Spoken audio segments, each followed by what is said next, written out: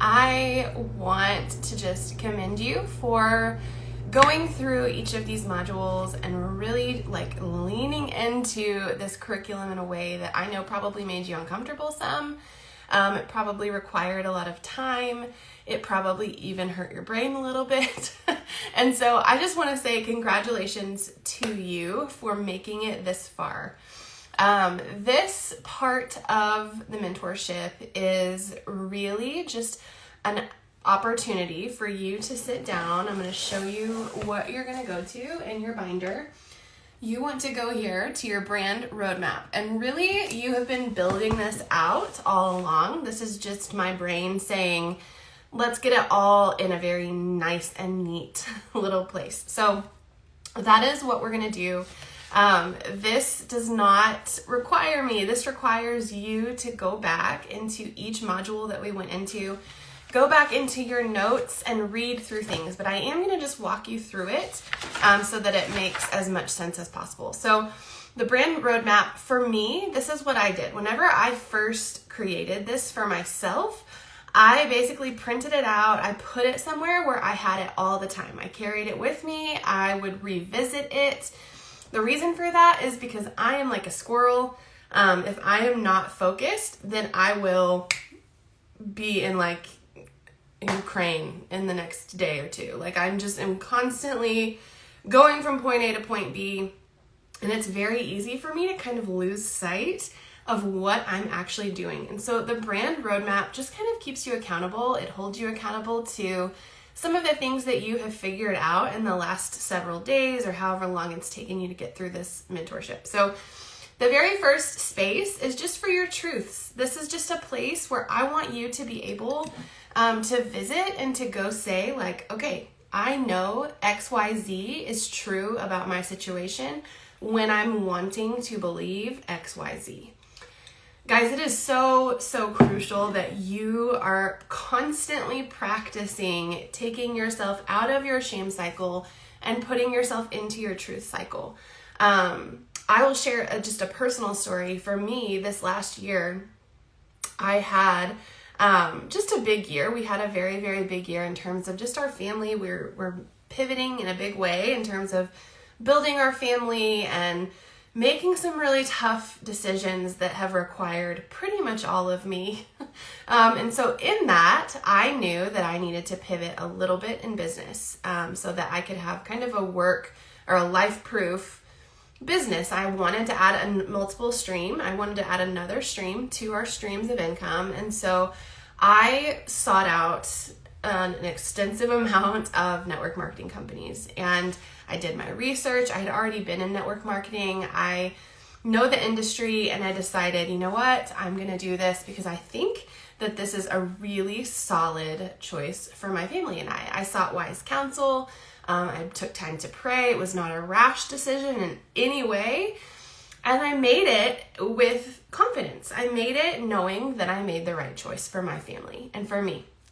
Well, within a matter of days, I got a lot of pushback. I got just a lot of hurtful situations that turned into more than I feel like they ever should have, that sent me straight into my shame cycle. Like I received everything with this lens of like heavy critique. I felt like, what if I made a horrible decision? It caused me to be so confused about pretty much everything that was going on in my life. I allowed the opinion of man to dictate whether or not I was going to be joy-filled in this new decision that I made.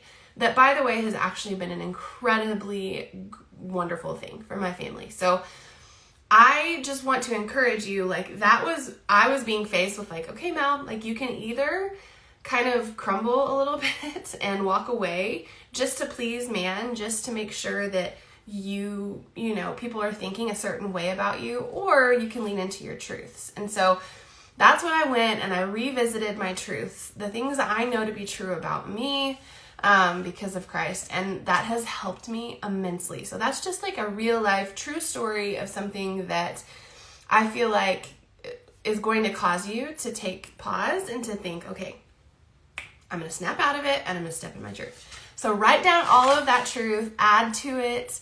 And then there's just a place for you to write down your why, a nice clean place for you to reestablish it. Guys, this is super important. Goes along with the shame cycle, really, and just the idea of revisiting things when things get hard, because they will get hard. If you are an entrepreneur, if you are pursuing any form of business, if you're putting your face out there, if you are growing an Instagram, social media is not for the faint of heart. You have to develop a thick skin. You have to make sure that you know exactly why you're showing up, so that when it gets hard, not if it gets hard, when it gets hard, you can kind of revisit that, reestablish that, take a deep breath, and know, okay, you're in the right place, right? And it helps you stay aligned. Maybe you get kind of off course. Maybe you're focused on something that really you shouldn't be focused on, because that's not why you're here. This will help you be held accountable, essentially. Your niche, this really goes into your brand story and who you're speaking to.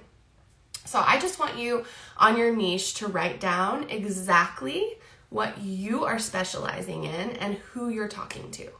What are you providing for your people, and who are your people?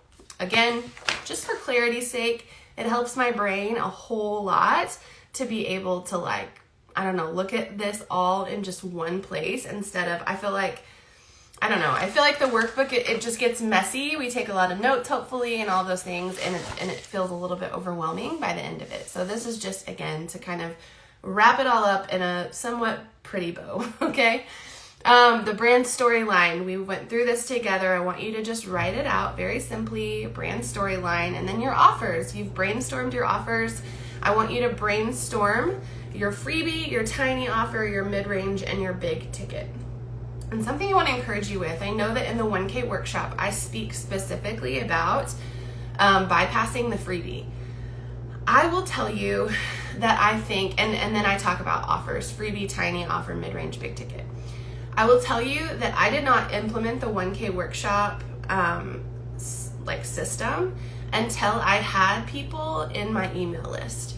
And I had people in my email list because I offered freebies. So I think that for the first probably quarter, you should be offering freebies, growing that way, and then you can start to monetize. Then you can use the 1K workshop method, okay?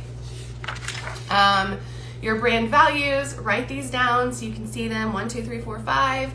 You can revisit them at the end of the day. This will bring you back to why you're here, what you're doing, what your purpose is, what you want people to feel when they come to your account, right? Okay, goals. So there is a bonus episode, I believe it's at the very bottom of the mentorship. And it is all about goal setting. It's very helpful. It's from a past, I can't remember if it's from the Work Well mentorship or something like that. But it's just helpful to kind of help you navigate through goal setting. That's not really a part of the mentorship, but I did feel like we should add it at the end, just in case you want some help with figuring out when you're going to launch certain things and what you want to hit in what quarter. It's just kind of a helpful extra tool. So go watch that, and that will help you kind of establish, okay, what are my goals? So I have goal number 1, which is 1 month from now. Goal number 2, which is 6 months from now. Goal number 3, which is 1 year from now. And I feel like that's just a really solid, cool way to kind of, okay, let's take this one step at a time, one bite at a time. We don't have to freak out and go make $1 million next week. We can take our time here, and we should take our time here. So write down your goals. After watching that video, I really do think the video will help you. Okay, Instagram account. This is your bio, your highlights, your call to action. I also included a bonus episode from our Work Well mentorship, which I just felt like would help you guys.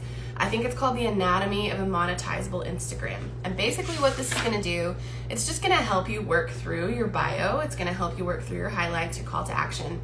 The call that I provided is a call that we did live with our mentorship group, which we no longer do, but we did that live, and so I think I'm actually working through certain people's bios. So you can kind of see me audit a bio if you're a little bit overwhelmed by what your bio should or shouldn't say.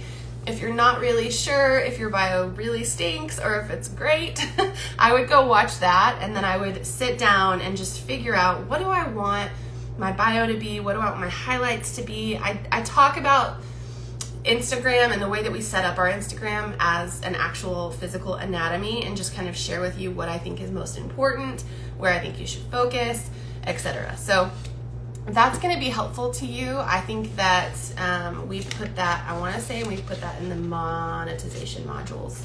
So go visit that if you haven't already. The do's and the drops. This is a very important tool for me. If you could see into my brain, it would literally look like it's a mess. It's a mess in there, okay? It is a mess. And so if I'm not careful, I can get really overwhelmed really quickly, especially with having multiple businesses and a home and a child and a husband, all of those things, which I know you guys can relate to. And so the do's and drops is one of the most simple, quick, easy things that I use for myself to just figure out, okay, what am I going to do today? What am I going to really focus on? And then what can I drop? What can I just let go? What can I make sure that it's not gonna like really, SHIT is not gonna hit the fan if I drop it. And you can do this. I do this for like the month. So especially for like bigger months, if there's a holiday, during the holidays, December is a huge month. Thanksgiving, November, October, really September through December is kind of crazy for all of us, I think. And so I'll do this at the beginning of the month, like what things do I need to make sure I get done for this month, and what things do I need to just let go and recognize that this is not an SOS situation, this is not an emergency, I can put this down for now and I'll pick it up later. So I'll do that at the beginning of the month, and then there are times that I'll pick this up and I'll do one for the day, just because that's helpful for me. I also do it for the week. It just keeps me organized. It helps me to be productive instead of coming into my office and sitting down and just staring blankly at the wall. It helps me just continually keep moving and making sure that I'm prioritizing and that I'm doing things the right way. Content schedule. Okay, so this is a tool that you may or may not want to use. You might already have a content schedule that you go by, but I'm going to talk you through this really quickly. It's not complicated at all. This is the type of content that I have found has really helped me to grow numerically on Instagram. Okay, I have said multiple times throughout this mentorship that I don't focus on metrics a whole lot. I follow them to an extent to make sure that my current audience is happy, like with what I'm posting, and that they're sharing things and all of that good stuff. But I'm not overly concerned about bringing in a bunch of new faces. I feel like I want my community to be there for the right, like I love the close-knit kind of feel of my community. And so the content schedule is just a way to make sure that you are putting out content that's going to actually land. If you've gone, we've all done it, posted something and it's just like womp womp. Nobody really engages with it, nobody saves it, nobody shares it, and you're just like, did anybody even see that? This is a good way to make sure that you are staying up to date with the algorithm, that the algorithm is your friend, and that it will actually serve you.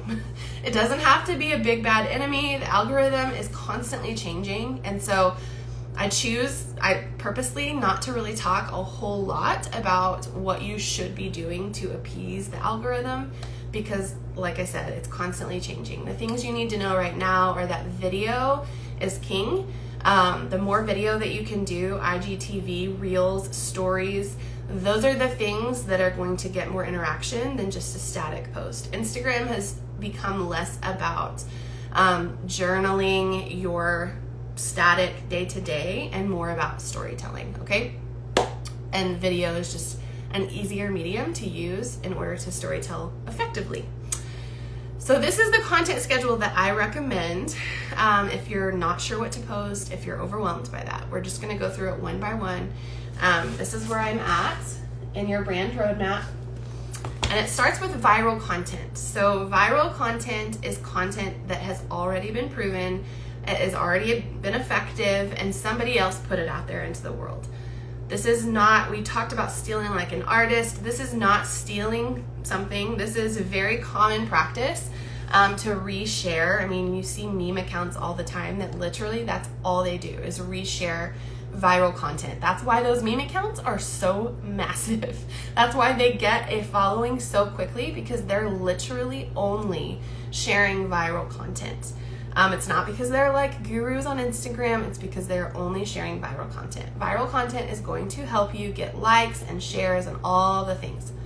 Okay, so viral content, what exactly is it? Viral content is anything that you have seen. It doesn't have to be like 5 million views or whatever, but anything that you've seen that has done really, really well, that people have responded well to, and that actually, you know, lands into your category or your niche in some way and serves your audience. So this could be from a mega influencer. This could be from, I'm trying to think about different accounts that are all about viral content. This could be political. I don't really bring politics into my realm, but you might be building a brand that is political. This could be all the things. Just make sure that you tag the source. Make sure that you tag the source both in the actual static image and below in your text. Otherwise, people will get cranky and you don't want to deal with that. So tag, make sure you credit, and I'm very curious to see if you implement this, if you do this maybe every, I think I have it on here about once a week. If you do this once a week, I'm curious to see what happens with your engagement. Okay, number 2, speak directly to your Esther. So first, let's say Monday, I'm going to post something viral. On Tuesday, I'm going to show up and I'm going to speak directly to my Esther. I'm going to speak directly to her pain point. I'm going to speak directly to her needs, and that's good. It's good because you're telling her story, and we've already talked about how important that is.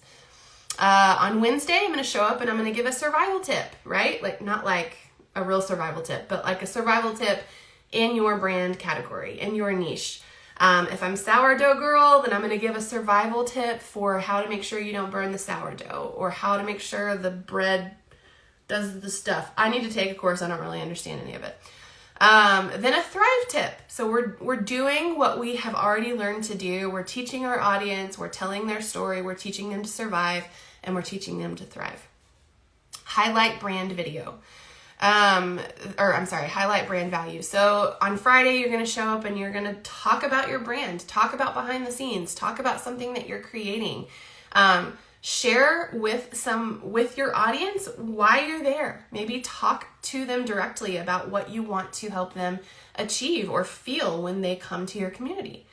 And then a giveaway, that's a great way to grow. I recommend doing giveaways in your stories, not in your static posts, but I did put this here just so that you remember, okay, I need to implement a giveaway every now and then. I do not recommend getting with these giveaway groups that like literally have made a business out of giveaways. You're going to get followers that are not going to stay for anything other than did I win or did I not? And then they're not going to hang out. They're not going to stay around. So make sure that when you do a giveaway, you are organizing it, or someone that is, it makes sense for you to partner with is organizing it, because then they're following, you're going to trade followers, and it's going to be way more successful than it would be if you just went to like the random giveaway accounts. Okay. Let's see. Viral, lifestyle, establish authority, announcements. So I put another viral in there because, again, it's just a great way to grow before lifestyle. So lifestyle for me, that's really telling my story, that's sharing my story, maybe a recipe that I made at home that day, or what did I do with my son.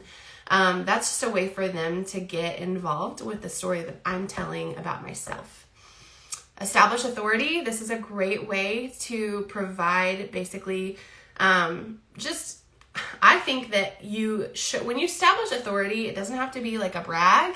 It can be like a confidence. Hey, this is social proof that what I'm doing is working. So a way to establish authority is to maybe share a review, a positive review from one of your students or one of your customers or whatever it might be.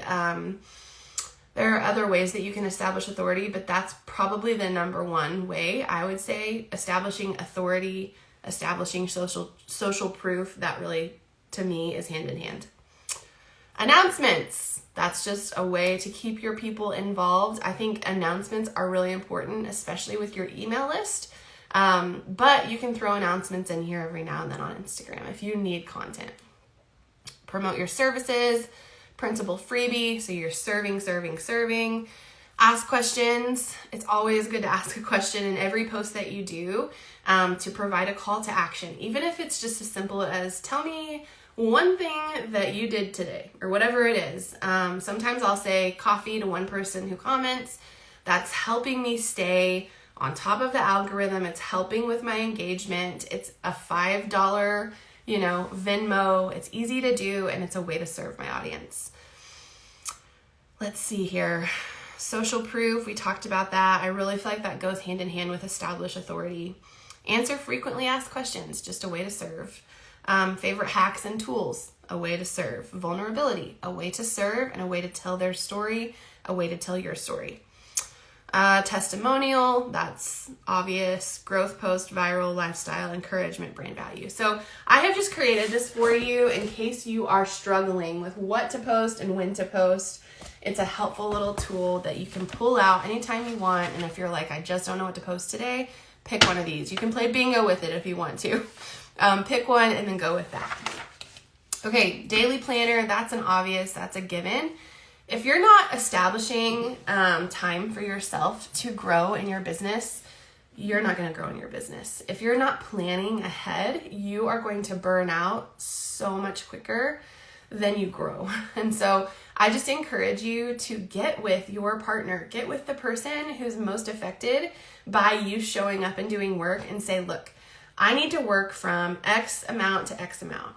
For you moms out there who are trying to build a business while you are growing babies in your bellies and giving birth and raising toddlers or whatever it might be, first of all, God bless you, because I know that's not easy.